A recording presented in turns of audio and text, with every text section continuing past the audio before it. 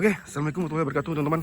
Jadi hari ini kita mendapat sebuah cerita dari masyarakat bahwa di sini ada sebuah makam yang dikatakan sudah lama ada. Mereka tanpa mengetahui makam itu sejak kapan adanya, teman-teman. Oke, sekarang kita akan menuju ke lokasi makamnya. Yang tadi kita sempat survei dan sedikit membersihkan akses untuk menuju ke lokasi makamnya.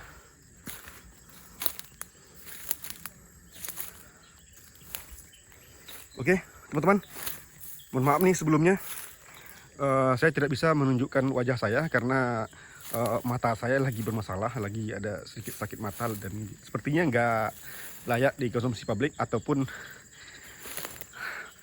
kegantengan saya berkurang, teman-teman.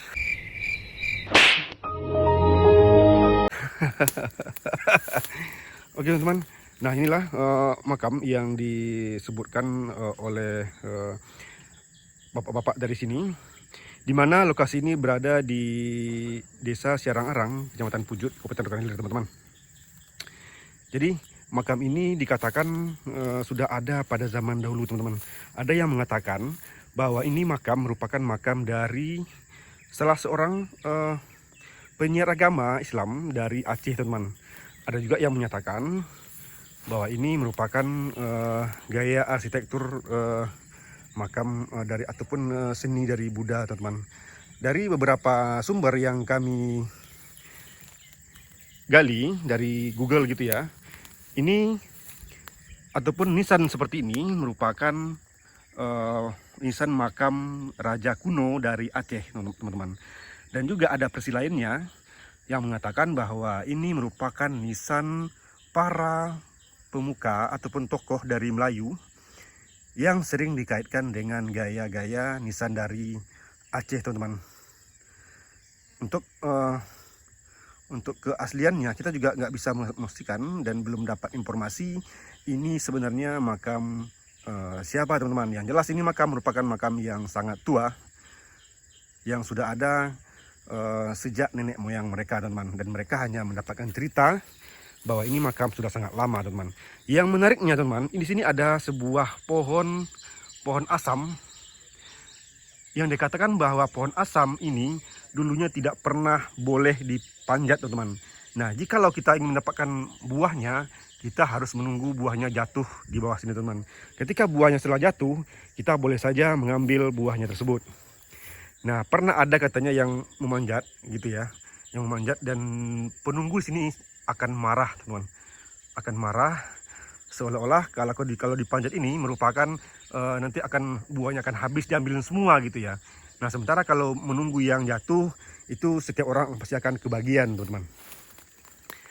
Nah, nah, dan kononnya di sini juga dulunya juga sempat menjadikan ini sebagai pusat perkampungan katanya gitu ya. Nah, di sini juga ada beberapa makam masyarakat di sana yang saat ini juga udah termasuk itu merupakan makam-makam baru masyarakat gitu loh. Tapi kita hanya ini aja berfokus kepada kekayaan budaya ataupun sejarah yang dimiliki oleh Desa Siarang-Arang ini, teman-teman. Untuk teman-teman ketahui bahwa makam ini berada di dalam kawasan hutan kemasyarakatan Siarang-Arang Lestari, teman-teman. Yaitu skema pengelolaan hutan yang dikelola oleh masyarakat, teman-teman. Nah, seperti kita bisa lihat di sini merupakan bagian kepalanya, di sana seperti bagian kakinya, teman-teman. Wow.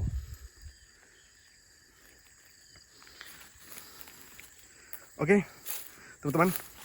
Nah, sedikit informasi untuk teman-teman juga bahwa dulunya makam ini sempat, nggak tahu ya sampai sekarang mungkin ya, sempat dijaga oleh sosok datuk harimau gitu ya, dan angsa katanya, teman-teman. Oke, teman-teman, nanti kita akan coba menyusuri lagi. Ternyata ini makam bukan makam satu-satunya yang ada di sini, teman-teman. Ternyata melalui informasi dari masyarakat bahwa makam ini ada dua, teman-teman. Ini laki-laki Dan di sana nanti kita akan mendatangi lagi, itu ada makam yang sama yang dikatakan bahwa itu merupakan makam dari seorang perempuan. Mungkin mereka suami istri kah atau mungkin gimana ya gitu ya.